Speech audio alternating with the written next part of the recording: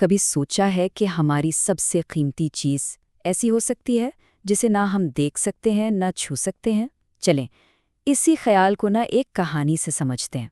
اچھا، تو کہانی شروع ہوتی ہے ایک چھوٹے سے گاؤں سے، اور یہ صرف ایک کہانی کی شروعات نہیں ہے، یہ تو ایک ایسی نصیحت ہے جو آپ سمجھے صدیوں سے چلی آ رہی ہے، کیونکہ کہانیاں صرف ٹائم پاس تھوڑی ہوتی ہیں، ان میں تو بڑی گہری باتیں چھپی ہوتی ہیں۔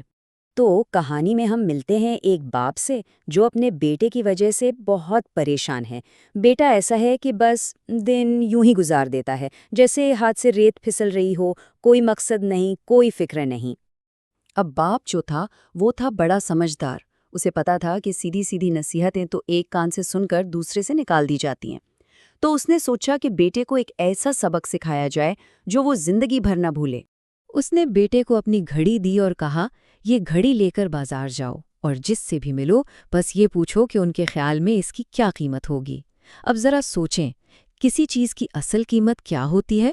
صرف پیسوں والی قیمت نہیں، بلکہ اس کی اصلی قدر۔ باپ کا یہ پہلا سوال نا اسی گہری بات کی طرف پہلا قدم تھا۔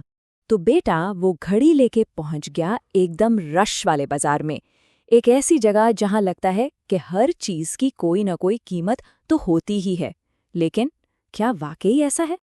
اب بازار میں جو ہوا وہ بڑا دلچسپ تھا۔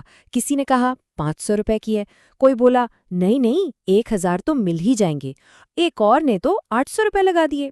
مطلب ہر کسی نے ایک الگ ہی قیمت بتائی۔ لڑکا بڑا حیران کہ بھئی گھڑی تو ایک ہی ہے، پھر اتنی الگ الگ قیمتیں کیوں؟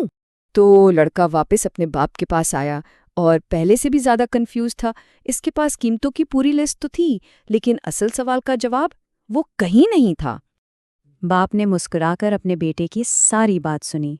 وہ سمجھ گیا تھا کہ پہلا سبق تو بیٹے نے سیکھ لیا ہے، لیکن اصل بات وہ تو ابھی باقی تھی۔ اب باپ نے کہا دوبارہ بازار جاؤ، لیکن اس بار لوگوں سے اس گھڑی کی قیمت نہیں بلکہ اس کے اندر چلنے والے وقت کی قیمت پوچھو۔ یہ تو ایک عجیبی سوال تھا ہے نا، جیسے کوئی ناممکن کام دے دیا ہو کہ وقت کی قیمت لگاؤ۔ اور اس بار تو بازار میں بالکل ہی الگ ماحول تھا۔ کوئی قیمت تو کیا بتاتا، الٹا لوگ اس پر ہنس رہے تھے۔ کوئی عجیب نظروں سے دیکھتا تو کوئی کہتا یہ کیسا پاگلوں والا سوال ہے، جاؤ یہاں سے۔ وہ دکاندار جو گھڑی کی قیمت تو منٹوں میں بتا رہے تھے، وقت کی قیمت کے نام پر بالکل چپ ہو گئے۔ یہ کتنی عجیب بات ہے نا؟ ہم دنیا کی ہر چیز کی قیمت لگا سکتے ہیں، ایک معمولی سی چیز سے لے کر مہنگے ترین ہیرے تک، لیکن جب بات آتی ہے ہماری سب سے قیمتی چیز کی یعنی وقت، تو ہمارے پاس کوئی جواب ہی نہیں ہوتا۔ لڑکا تو بالکل مایوس ہو کے واپس آنے ہی والا تھا کہ اس کی نظر ایک چھوٹی سی پرانی دکان پر پڑی۔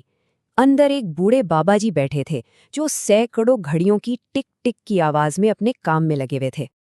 انہوں نے لڑکے کی بات سنی، مسکرائے اور بولے، بیٹا تم وقت کی کوئی قیمت نہیں لگا سکتے، تم کروڑوں روپے بھی دے دو نا، تب بھی اپنی زندگی کا گزرا ہوا 1 سیکنڈ واپس نہیں خرید سکتے۔